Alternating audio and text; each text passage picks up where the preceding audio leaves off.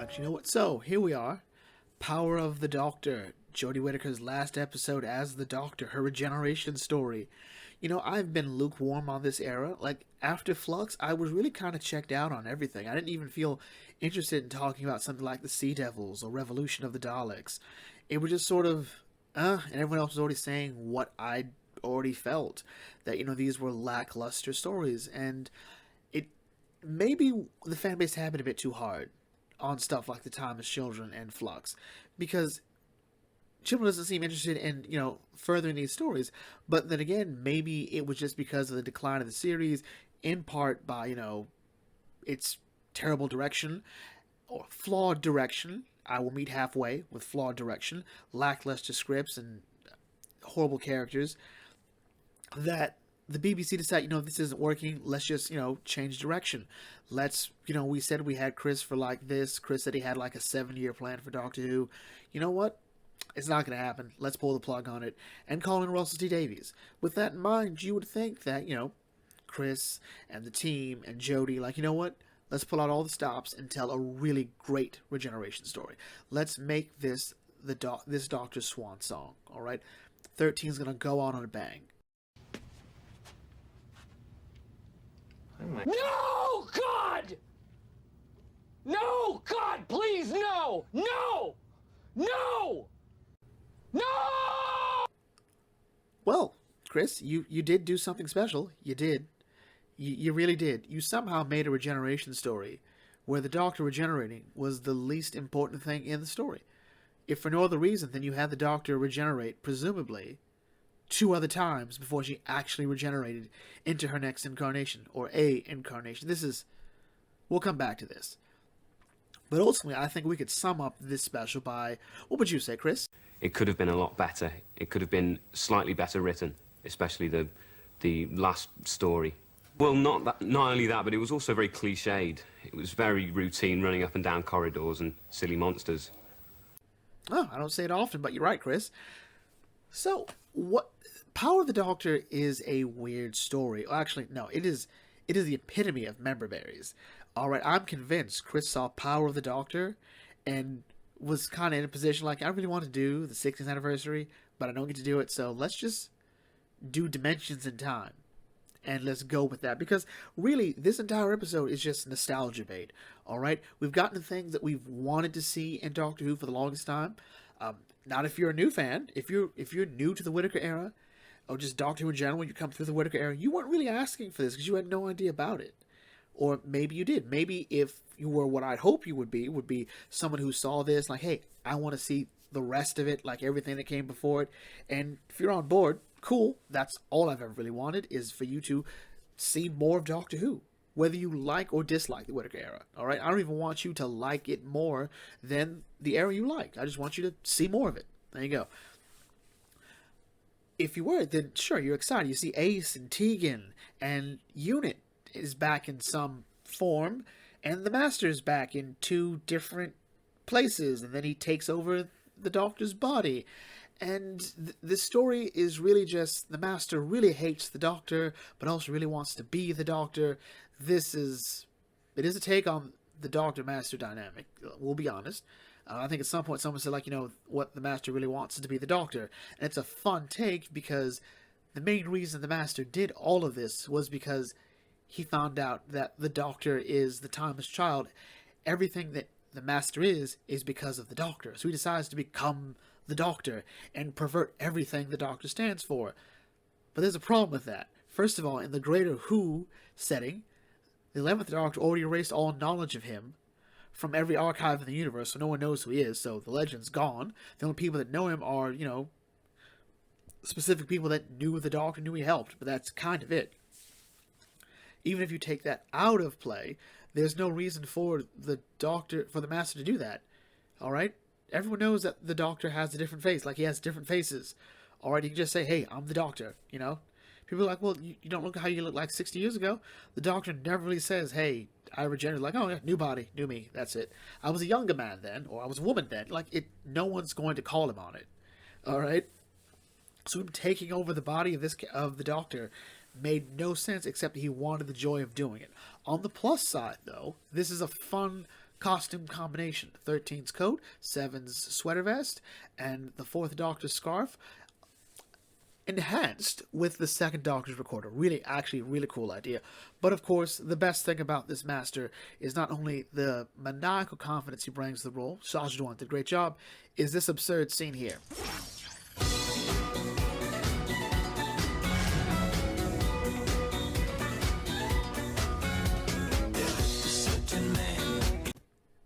And honestly, this scene only works because of the Dalek and the Cybermen looking at each other going, what have we gotten ourselves into? Let's also ignore the fact that these things should definitely be dead. I'm not even upset that the Master's not dead, because the Master surviving is what he does. But how did the Cybermasters survive? Like, by default, Time Lords can't regenerate from nothing. There has to be something left. Like, the body has to remain. Otherwise, there's nothing to regenerate into. Like, your cells can't regenerate if they aren't there anymore. Okay? But whatever. Let's prioritize this. Okay, so that was the antagonist approach to it. It's weird that, from our side characters, Nyssa, Tegan, Kate, they do a great performance. Vinder here is the only real recollection of the fact that Flux happened, and you don't really need it. Like, you don't even need anything to confirm that anything happened. Hey, Unit's back, so we didn't need to talk about Flux, because, hey, Unit's back. Or Unit never really left, Ace and Tegan being back, and Ace not knowing that the Doctor regenerated into a girl, essentially needlessly retconned the novel Sophie Aldred wrote, where her character Ace met this Doctor. So, yeah, was that important? No, not really. By default, as it was pointed out with the Time's Children, the showrunner has no obligation to acknowledge other aspects of the show's history. In other words, when Russell T Davies said that, hey, Nyssa and Tegan got married, Chris Chibnall is under no obligation to honor that, because, he doesn't have to. Russell said it, he didn't write it. In other words, it wasn't a story in his era, so whatever. The real standout companion here, sadly, was not Yaz. Yaz tried. Yaz did try. I will give her points for this.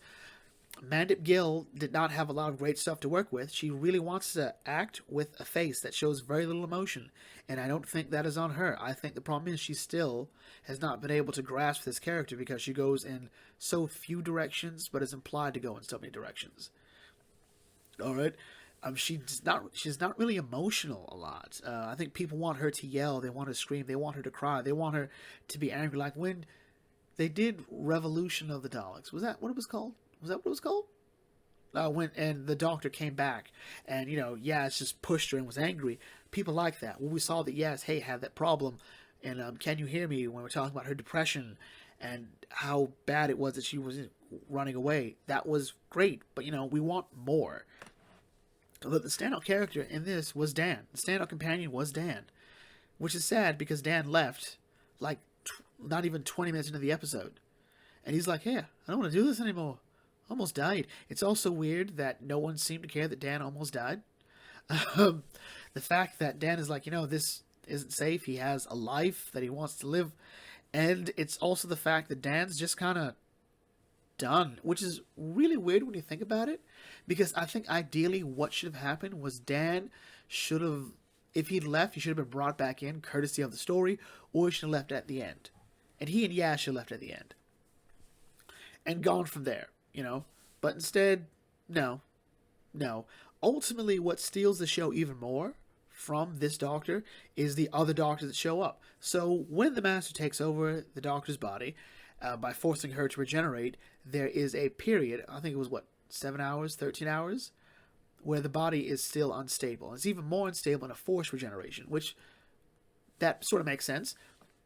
And so the Doctor finds herself in her mindscape, in her consciousness, about to, at sort of like the edge of her consciousness, where if she goes down any further, she will cease to exist. In other words, or rather, her consciousness will be absorbed by the actual Doctor's consciousness. And the other incarnations, incarnations 1, 5, 6, 7, and 8 come and say, yeah, you can't do that. Yeah, don't do that.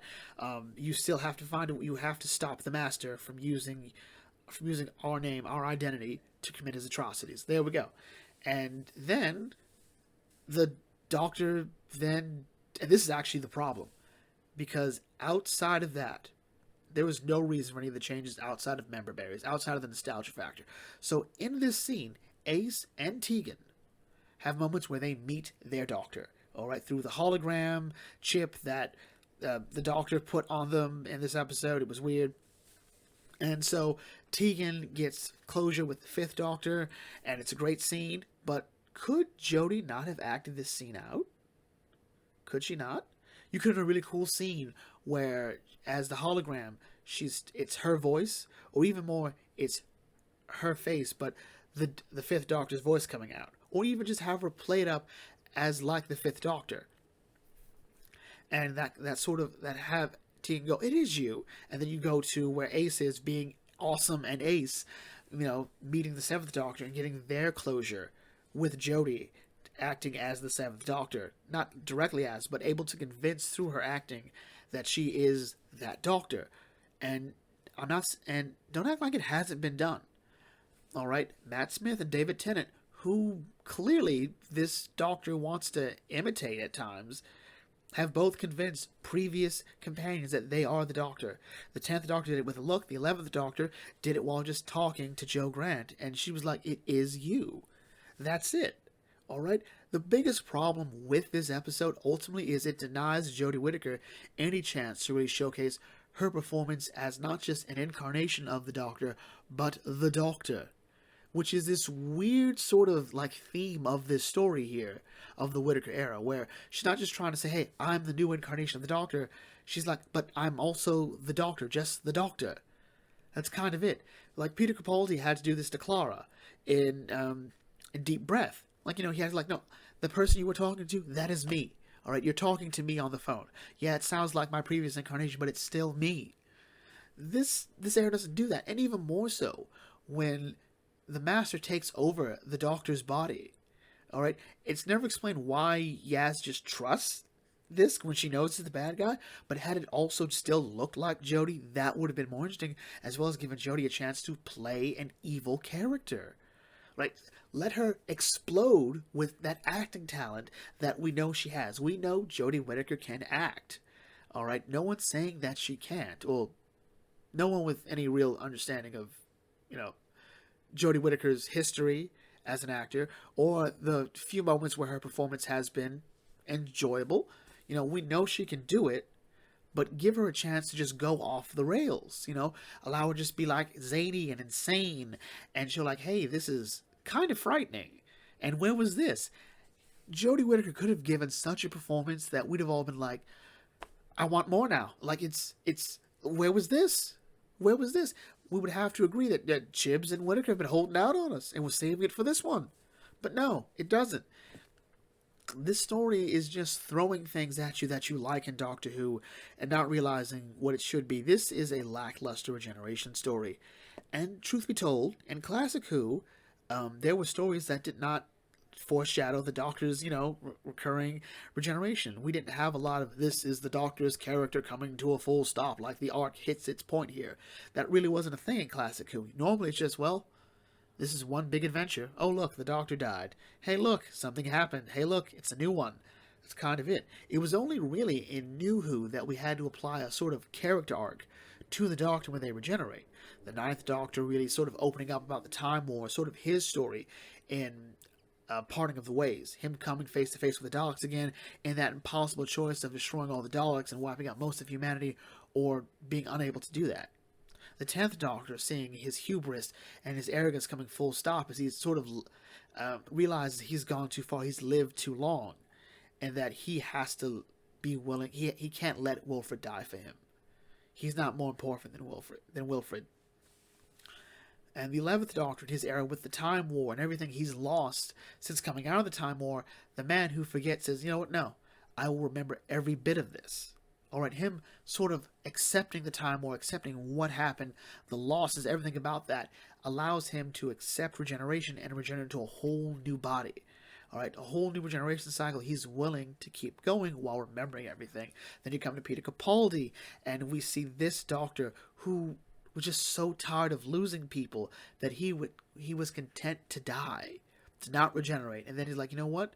One more go. what is this Doctor's story? We don't know because it's been bogged down with stories of other incarnations, mystery incarnations. You know, there are more Doctors in this story than the actual Doctor in terms of the real meat of this era. And it does Jodie a great disservice, as she points out, I'm the first female Doctor. There's already going to be criticism about me, and I may be judged harsher than other incarnations, but I think the best thing possible would be to bog down my performance with other stories about other incarnations. And stories that really don't give me much room to shine outside of a face and no real moments of acting. And no real moments to show off the full breadth of my capabilities. And I will give some points. I think her final moments before she regenerated were alright. You know, we'd been used to a lot of over-the-top stuff. So I think the more subdued Whittaker regeneration here is more akin to the Ninth Doctor. But the problem is the whole thing made no sense. Like, they didn't have a way to write Yaz out. So, because Mandip Gill's not returning for anything else after this. So, what do we do? Well, she just has to... The Doctor's going to leave her. Like, I best do this part alone. The Doctor's never done that. Alright, now, the Doctor has regenerated alone, sure. But the Doctor's never gone, you stay here. I'm going to go regenerate. That's never happened. It's never happened. The Doctor's had no problem generating amongst friends and family. Granted, since this incarnation keeps exploding, might be for the best. The 10th Doctor exploded, but, you know, we should probably stop exploding when the TARDIS is, you know, in flight. That's just dangerous. The 11th Doctor, no problem generating in front of Clara. The 9th Doctor, no problem generating in front of Rose. The only reason the 10th and 12th Doctor regenerated alone was because there was no one else there. Alright? Wilfred had to go home. He didn't, you know... Wilfred had to go home.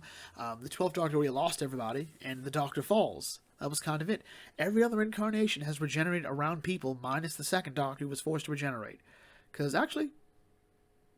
Yeah. The 1st Doctor, it was, Ben and Polly were with him when he became the 2nd Doctor. The 3rd Doctor regenerated with Brigadier and Sarah Jane. The 4th Doctor had Nyssa, Tegan, and Adric. The 5th Doctor had Perry. The 6th Doctor had Mel somewhere in that room. And then, of course, he regenerated amongst those other people that were looking for him. The 7th Doctor...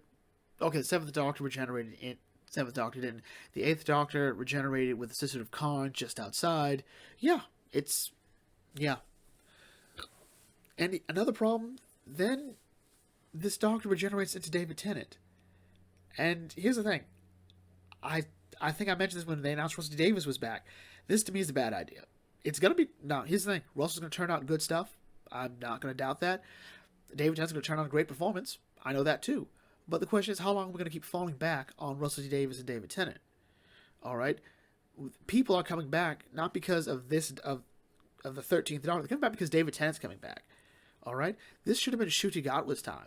Alright? Ncuti Gatwa should have been the incarnation it's regenerated into. Alright? But no. We decided, like, no. Let's use David to bring him back in. Also, let's point out, I have heard very little discussion from the fan base about Ncuti Gatwa. Alright? This would have been a great moment to really ignite the era. But it seems that Ncuti Gatwa is, coming back. He's doing more like, talks about what he'd like to see in Doctor Who. He's explaining Doctor Who to newcomers. I'm like, okay, that's good. His answers were very safe, which is fine.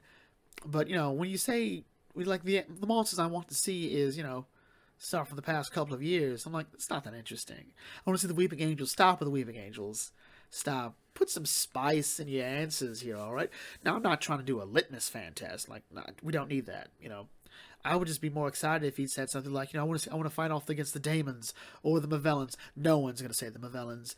The Jadoon, like a proper Jadoon story, I think would be fun. Or the Sycorax. Or the Reapers. Or the Autons. We could do the Autons again. The Vord. The Axons. Yeah, Zygons. Like Zabri. Oh, do the Zabri. Do the Zabri. Oh, but anyway, that is kind of it. Ultimately... This was a really good episode of Doctor Who. It really wasn't. Power of the Doctor is everything you've liked about Doctor Who, things you've probably wanted to see in Doctor Who, but not in a good Doctor Who story. This is a story of events that you will look forward to, but not an entire story. Because when I think of a good story like this, I think of Day of the Doctor. Because Day of the Doctor, if I start watching one scene of it, all of a sudden I'm watching the rest of it. Alright? Like, I'm like, I'll just watch this scene, like, oh no, well, let's just watch the whole thing now. With this one, no, I'll just look for the clips online, like, hey, I want to watch the 13th Doctor meet these past incarnations in our mindscape. I want to watch, the 7th Doctor and Ace talk. I want to watch 5 and Tegan talk. I want to see this really cool scene that I really liked in Love and Monsters. It was the only good part of Love and Monsters. In this scene here, where all these past companions and William Russell? Ian's here. Oh man. Yeah, I want that. But I can just watch that anywhere. So yeah. Kinda sucks. And sums up this era, kind of. Anyway, with that in mind, let's bring this video to closer. If you're new to the Bucket Think Tank, feel free to like, comment, share, subscribe. Check out some of my videos, and I'll catch you all later. This is Bucket Think Tank signing off. Thanks for watching. As always, may your fandom serve you well.